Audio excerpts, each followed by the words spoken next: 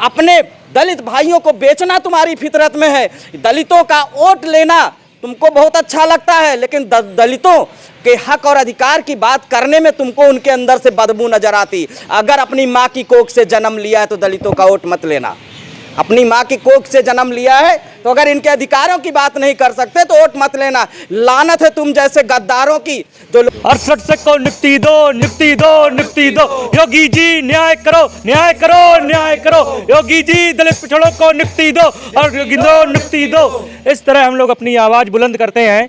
626 दिन हो गए, लेकिन माननीय योगी जी तक पता नहीं हमारी आवाज़ क्यों नहीं पहुंच रही है।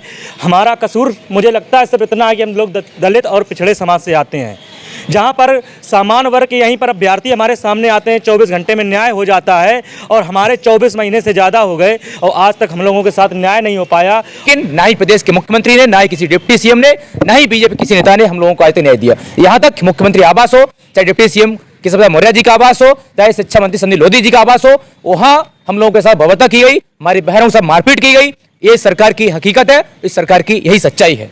दोस्तों नमस्कार, मैं हूं पवन शर्मा और हमारे साथ देख रहे हैं नेशनल आवाज। आप इन तमाम चेहरों को देखिए और साथ में इन पोस्टर पर नज़र डालिए। इन पोस्टर में क्या लगा है, पहले कि हम 2 लाइनें पढ़ देते हैं, उसके बाद हम विस्तार से बातचीत करेंगे कि ये लोग कौन हैं, क्या हैं और किस लिए हैं। सरकार के दरबार में इनकी याचना पर क्या बोला जा रहा है, यानी सरकार इनकी याचना पर, इनकी प्रार्थना को किस रूप में ले रही है और इनके साथ क्या धोखाधड़ी हुई है। पिछड़े और दलितों के आरक्षण पर नेता मौन क्यों हैं।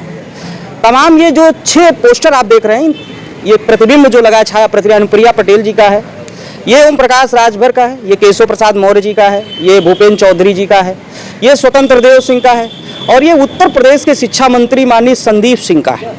और ये लोग 69-69 भर्ती वाले, जब भर्ती हुई थी तब के अभ्यर्थी हैं और उस भर्ती में आरक्षण घोटाला हुआ था। आरक्षण घोटाला हुआ तो ये लोग तमाम कोर्ट से लेकर के कचहरी तक गए। उसके बाद उत्तर प्रदेश की योगी आदित्यनाथ की सरकार ने ये माना कि हम 6800 अभ्यर्थियों को नियुक्ति पत्र देंगे। यहाँ देखिए लिखा हुआ है 6800 को नियुक्ति दो। ये बैठे हुए हैं और ये लगभग 600 से ज़्यादा दिन हो गए, यानी आप यूँ समझ लीजिए कि 2 साल से ऊपर का समय होने वाला है, यानी कि 2 साल बीतने वाले होंगे। आज की डेट में इनके साथ क्या कहा जा रहा है, अभी इस छायाचित्र में जो एक नेता है उन्होंने कहा है कि इन लोगों को कहीं से फंड मिला हुआ है तो इसलिए ये लोग धरना कर रहे हैं, सरकार को बदनाम कर रहे हैं। सवाल है, जब उत्तर प्रदेश की जो भी वैकेंसी निकलती है या संवैधानिक पदों की जितनी भर्तियां होती हैं, उसका एक नियम है, उसकी एक नियमावली है।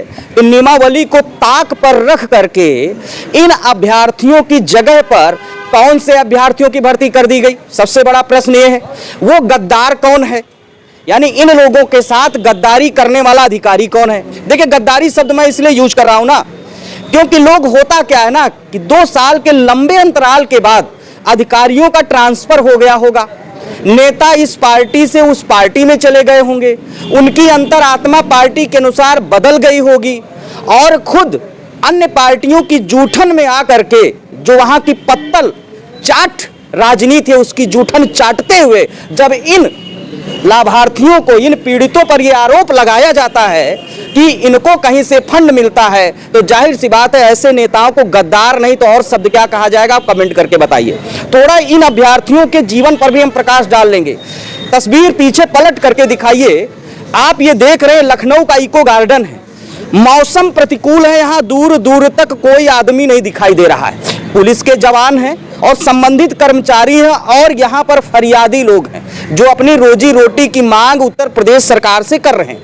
ये उत्तर प्रदेश का कोप भवन है, यहाँ पर खाने पीने की कोई व्यवस्था नहीं है। सवाल है, इनको फंड मिलता होता तो ये 5 स्टार होटल से व्यवस्था करते, अब इनके यहाँ दिखा देते। ये देखिए, ये जो 69,000 भर्ती के अभ्यर्थी हैं, इन बर्तनों में खाना बनाते हैं। आप कैमरामैन साथी से बोलेंगे नजदीक आइए और हम एक इसको उठा करके दिखाएंगे। देखिए, अगर घर में मम्मियाँ होती तो किस तरह से खाना बनाती। यहाँ तक कि बर्तन साफ करने के लिए इनके पास पर्याप्त मात्रा में वॉशिंग पाउडर भी नहीं है। खैर, बीजेपी के पास तो वॉशिंग पाउडर है। भ्रष्टाचारी, दुराचारी, अपराधी, बलात्कारी और सबसे बड़ा भ्रष्टाचारी हो तो नरेंद्र मोदी के पास चला जाए, उनके वॉशिंग पाउडर में धुल जाएगा, गंगा मैया की तरह पवित्र हो जाए। खैर नहीं, गंगा मैया नहीं, गटर मैया की तरह पवित्र हो जाए, क्योंकि गंगा मैया तो पवित्र है। यहाँ देखिए खाना किस तरह से बनता है, खास करके वो चिलम छाप और चिंधी चोर नेताओं को मैं बताना चाहता हूँ कि कान खोल करके देख लो, आंखें फाड़ फाड़ करके देख लो, ये 5 स्टार वाली जो जूठन नहीं है, ये गरीब उन बच्चों की जूठन है जिनमें खाना पकता है। एक निवाला जाता है, किस तरह से उनके पेट में निवाला जाता है। ये 5 स्टार वाला किसी राजनीतिक फंडेड व्यवस्था से नहीं है, एक गरीबों का है, मजदूरों का है, उस तरह से लोग खाना खाते हैं। और यहाँ देखिए ये भगोने में, मैं अपने साथी से बोलूँगा नज़दीक आइए, ये चावल है, इसी चावल को खा करके ये कोप भवन में बैठे हैं। और एक बात मैं क्लियर कर देना चाहता हूँ, सभी जानते हैं उत्तर प्रदेश सरकार का जो कोप भवन है, इको गार्डन है, यहाँ पर कोई 5 स्टार व्यवस्था नहीं है। पीछे पलट करके दोबारा दिखाइए कि ये जो तमाम बैरिकेडिंग लगी हुई है, यहाँ पर वो वाले पुलिस अधिकारी आ जाते हैं कि कोई मुख्यमंत्री के दरवाजे तक ना पहुँच जाए। कोप भवन की ऊंची ऊंची 10 फीट दीवारों के अंदर कैद हो करके उसकी आवाज़ दफन हो जाए। और एसी कमरों में बैठे हुए ये गद्दार टाइप के जो नेता हैं, जो इस पार्टी से जा करके उस पार्टी में चले जाते हैं, किसी को मंत्री पद का लालच है, किसी को विधायकी का टिकट का लालच है, और जब पिछड़े दलितों का वोट ले लेते हैं तो उन पार्टियों को गद्दार बताने लगते हैं। आप ज़रूर कमेंट करके बताइए। खैर आज इतना ही, लेकिन अब हम बात करेंगे कि इनके साथ जो 6800 भर्ती हुई है, इनको नियुक्ति पत्र क्यों नहीं दे रही है, कहाँ पर पेंच फंसा हुआ है सरकार, उत्तर प्रदेश की योगी आदित्यनाथ की सरकार इन लोगों को किस तरह से इधर से उधर घुमाने के फिराक में है। एक बात और बता दूं, उत्तर प्रदेश के मुखिया योगी जी अपने मुंह से तो लच्छेदार मीठी मीठी बातें करते हैं, लेकिन उनके मंत्री यानी उनके हाव भाव को प्रकट कर देते हैं, यानी उनके शरण में जो जाया जाता है उस पर वो योगी जी कंधा रखते हैं, मोदी जी कंधे पर बंदूक रख करके फायर करते हैं। यानी कि ये तमाम जो पिछड़े वर्ग के नेता हैं, इनके मुख से ही इनकी बुराई कराने का काम करते हैं। तो सवाल है, क्या पिछड़े वर्ग के लोग ऐसे ही उनके अधिकार छीनते रहेंगे? दूसरा प्रश्न है, संविधान में जो अधिकार मिला हुआ है क्या योगी जी उसको कुचलते रहेंगे? तीसरी बात है, जब बताते हैं हम राम राज्य की बात करते हैं तो मैं बता दूं, आप राम राज्य वाले नहीं हो, मामा मरीज के रावण राज्य वाले हो, ये स्पष्ट बता दूं। क्लियर हो गया।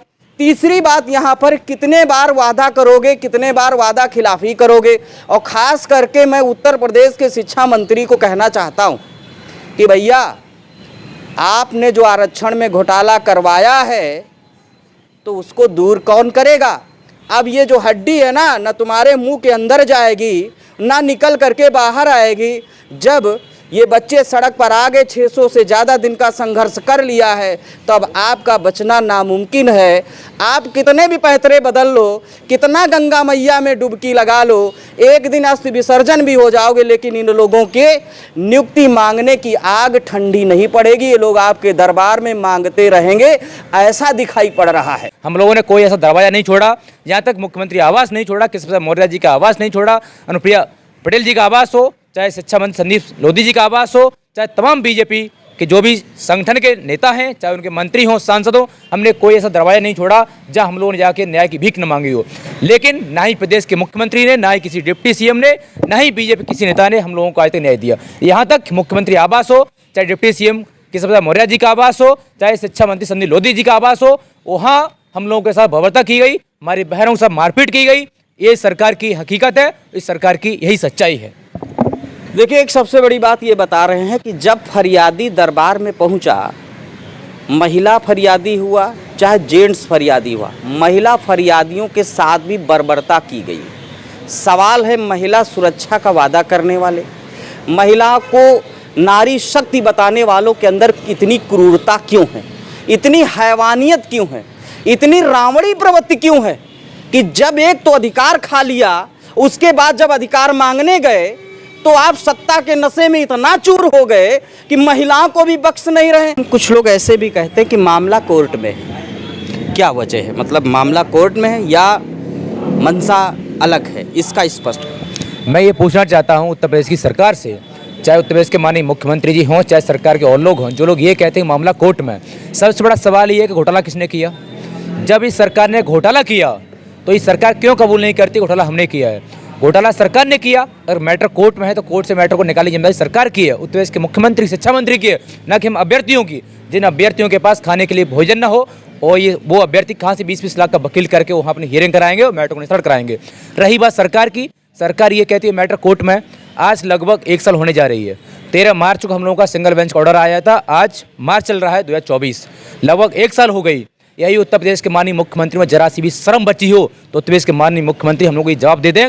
अगर सरकार हमारे साथ है, शिक्षा मंत्री हमारे साथ हैं, तो पूरे 1 साल में सरकार ने हम लोगों को न्याय दिलाने के लिए कौन सा काम किया है पूरी 1 साल में। सरकार के जो मंत्री हैं, मिनिस्टर हैं, जिन तक आपने फरियाद उठाई, योगी जी ने आपसे बात की या नहीं की? सबसे पहले पत्रकार महोदय आपका बहुत बहुत धन्यवाद, जो हमारी दुख और पीड़ा था बखूबी एक बहुत सरल शब्दों से हमारी बात, पूरा दिल की बात कह दी है। उसके लिए बहुत बहुत धन्यवाद और आभार। मैं आप कहना चाहते हैं ना मुख्यमंत्री जी से, मैं खुद 3 बार माननीय मुख्यमंत्री जी से गोरखपुर जो है जनता दरबार में मिल चुका हूँ। उनको पता नहीं अधिकारी बरगला रहे हैं या हम लोगों को अछूत मानते हैं, मिलने से इनकार कर रहे हैं। हमें मालूम है कि माननीय मुख्यमंत्री जी जिस दिन मिलेंगे हमको 100% न्याय मिलेगा, लेकिन पता नहीं किस कड़ी में कहाँ माननीय मुख्यमंत्री जी अपने आप को कहते हैं, वो नहीं कहते हैं, बाकी उनके जो है जो पिछलग्गू लोग हैं कहते हैं कि देश का सबसे ज़्यादा न्यायप्रिय मुख्यमंत्री है। अगर जो न्यायप्रिय मुख्यमंत्री जी हैं, आप ही के द्वारा 6800 की हमारी लिस्ट निकाली गई है, तो हे माननीय मुख्यमंत्री जी हमारी पीड़ा सुन लीजिए। आप ही के बच्चे हैं, आप अगर संत हैं, अगर हकीकत में अगर जो आप संत हैं तो आपके लिए, हमारे लिए ये गुप्ता है, ये यादव हैं, ये कुर्मी हैं, ये तमाम जातियाँ, सैकड़ों जातियाँ, ये आपके अंदर नहीं आना चाहिए, क्योंकि हम भी हिंदू हैं। हमारे इसमें ज़्यादातर हिंदू हैं सभी लोग, सिर्फ हमारा इतना ही गुनाह है ना, पिछड़े और दलित हैं। आप ही के द्वारा लिस्ट, जब डेलीगेशन टीम हमारे भैया लोग गए थे तो आपने कहा था कि इनके साथ बहुत जाति हुआ है, 1 हफ्ता के अंदर इनको विद्यालय जो है पहुंचाना चाहिए। माननीय मुख्यमंत्री जी आप कहाँ रह गए?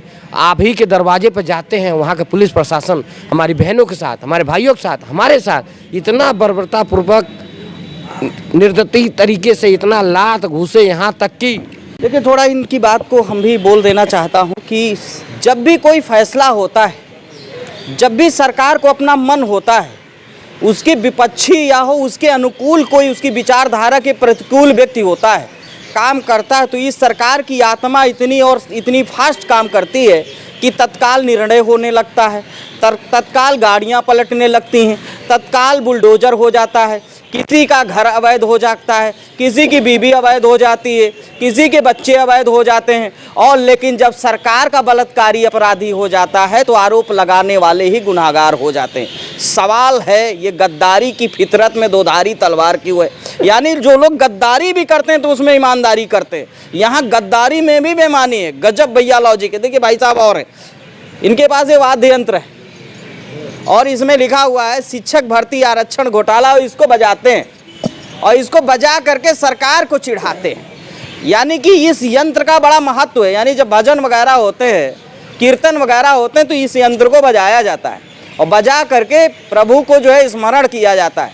शायद उत्तर प्रदेश का मुखिया अपने आप को भगवान समझने की कोशिश कर रहा है, कहीं ये मैसेज तो नहीं दे रहा है, या उत्तर प्रदेश का मुखिया कानों का बहरा हो गया है, या उत्तर प्रदेश का मुखिया वाकई बदल गया है, इंसान के रूप में कोई मामा मारीच का वंशज बैठ गया है, ये सोचने वाला है। लेकिन रावण के वहाँ भी जब धुन बजती थी तो वो भी जग जाता था, कुंभकर्ण भी जग जाता था, लेकिन ये सोए हुए पुरुष, सोए हुए लोगों की जो ये आत्मा है, जो दुरात्मा है, वो कैसे जगेगी? थोड़ा इनसे भी बातचीत करेंगे। ये बताइए, इसको बजा करके किस तरह से फरियाद करें? थोड़ा बजाइए और बताइए क्या कहते हैं इसे। 68 से को नियुक्ति दो, नियुक्ति दो, नियुक्ति दो, योगी जी न्याय करो, न्याय करो, न्याय करो, योगी जी दलित पिछड़ों को नियुक्ति दो और योगी दो, नियुक्ति दो। इस तरह हम लोग अपनी आवाज़ बुलंद करते हैं। 626 दिन हो गए, लेकिन माननीय योगी जी तक पता नहीं हमारी आवाज़ क्यों नहीं पहुंच रही है। हमारा कसूर मुझे लगता है सिर्फ इतना है कि हम लोग दलित और पिछड़े समाज से आते हैं। जहाँ पर सामान्य वर्ग के यहीं पर अभ्यर्थी हमारे सामने आते हैं, 24 घंटे में न्याय हो जाता है, और हमारे 24 महीने से ज़्यादा हो गए और आज तक हम लोगों के साथ न्याय नहीं हो पाया। और रही बात, एक आप अभी बात कर रहे थे कि आप लोगों को फंड आता है, तो आपने देख ली होगी सारी व्यवस्थाएं, फंड आने वालों की व्यवस्थाएं क्या होती हैं। फंड आने वाले व्यवस्था जो बात कर रहे हैं वो अपने एसी के रूम में बैठकर हमें पिछड़े दलित नेताओं को जिनका वोट लेके आज मंत्री बनने की नौबत पे बैठे हैं, वो फंड लेते हैं। यही कुछ पहले दिनों की बात है, पूर्व की, हमारे कुछ साथी न्याय के लिए गए थे, बोले ठीक है मांगनी मुख्यमंत्री जी से आपकी न्याय या मुलाकात करवाएंगे, लेकिन आपको हमारी शर्त माननी पड़ेगी, हमारी पार्टी के लिए एक छोटा सा फंड की व्यवस्था कर दीजिए, हमारी पार्टी भी मजबूत करिए, हम आपको मजबूत करेंगे। हमारे कुछ साथी फिर भी सहमत हुए, लेकिन बाद में पता चला हमारे साथ छलावा करने का ये काम करेंगे। हम उस बात से पीछे हट गए, उस बात से और ये चढ़े बैठे हैं कि इन लोगों ने हमारी बात जिन लोगों में प्रचार प्रसार कर दिया कि इनकी पार्टी में क्या हो रहा है, और आज कह रहे हैं कि हम लोग यहाँ दूसरी पार्टी की टोपी लगा के बैठ रहे हैं। हमारे भाइयों ने भी कह दिया है, एक फोटो एक वीडियो दिखा दीजिए, जीवन भर गुलामी करेंगे। बात को मैं रोकूंगा, जब सरकार गूंगी हो, सरकार बहरी हो, तो फरियादी विपक्ष के पास नहीं जाएगा तो कहाँ जाएगा। ये फरियादी राहुल गांधी के पास नहीं जाएंगे तो कहाँ जाएंगे। ये फरियादी अखिलेश यादव के पास नहीं जाएंगे तो नहीं कहाँ जाएंगे। जब सरकार की जूठन जिसको चाटने के लिए मिलती है वो उलूल जुलूल बना बयान करने के लिए कैसे से अधिकृत हो गया है। इन लोगों के बयान पर, इन लोगों के रहन सहन पर जो टीका टिप्पणी करने वाले कौन होता है वो व्यक्ति, वो जहाँ जूठन मिल रही है, जहाँ राजनीति की जूठन मिल रही है वहाँ पर करे। और सवाल है, इसमें कोई गुरोज नहीं। अगर बाइद में दूसरी पार्टी की शरण में जाते हैं, दूसरी पार्टी से मदद लेते हैं, तो इसमें कोई गुरेज नहीं होना चाहिए, क्योंकि इस हालात को पैदा तुमने किया है, इन लोगों को मजबूर किया है कि उत्तर प्रदेश सरकार के खिलाफ बोलें। सरकार ने खुद गद्दारी की है, तो सवाल है जब उत्तर प्रदेश की सरकार गद्दारी करेगी तो केंद्र सरकार के पास जाएंगे, केंद्र की सरकार जब गद्दारी करेगी तो ये लोग संयुक्त राष्ट्र में जाएंगे, तो कहीं न कहीं तो न्याय मिलेगा। और न्याय की प्रक्रिया भी बिल्कुल देखिए स्पष्ट है। जब जिला अदालत में न्याय नहीं मिलता है तो लोग हाई कोर्ट में जाते हैं, हाई कोर्ट में न्याय नहीं मिलता है तो लोग सुप्रीम कोर्ट में नहीं जाते हैं। तो ये नेता जो गद्दार टाइप के नेता है, मैं इनकी तरफ से बोलना चाहता हूँ, जो गद्दार टाइप के नेता है ना, वो अपने आप को होश संभाल ले। गद्दारी तुम्हारी फितरत में है, जूठन चाटना तुम्हारी फितरत में है, और अपने दलित भाइयों को बेचना तुम्हारी फितरत में है। दलितों का वोट लेना तुमको बहुत अच्छा लगता है, लेकिन दलितों के हक और अधिकार की बात करने में तुमको उनके अंदर से बदबू नजर आती। अगर अपनी माँ की कोख से जन्म लिया है तो दलितों का वोट मत लेना। अपनी माँ की कोख से जन्म लिया है तो अगर इनके अधिकारों की बात नहीं कर सकते तो वोट मत लेना। लानत है तुम जैसे गद्दारों की, जो वोट लेते हो, दलितों का काम करते हो, किसी और का करते हो, जूठन चाटने की बदौलत तुम लोग इन लोगों पर तराम आरोप लगाते हो। ये शिक्षा क्षेत्र से जुड़े हुए, ये शिक्षक बनेंगे, जाके क्या देंगे तुमको, कैसे देश का निर्माण करेंगे।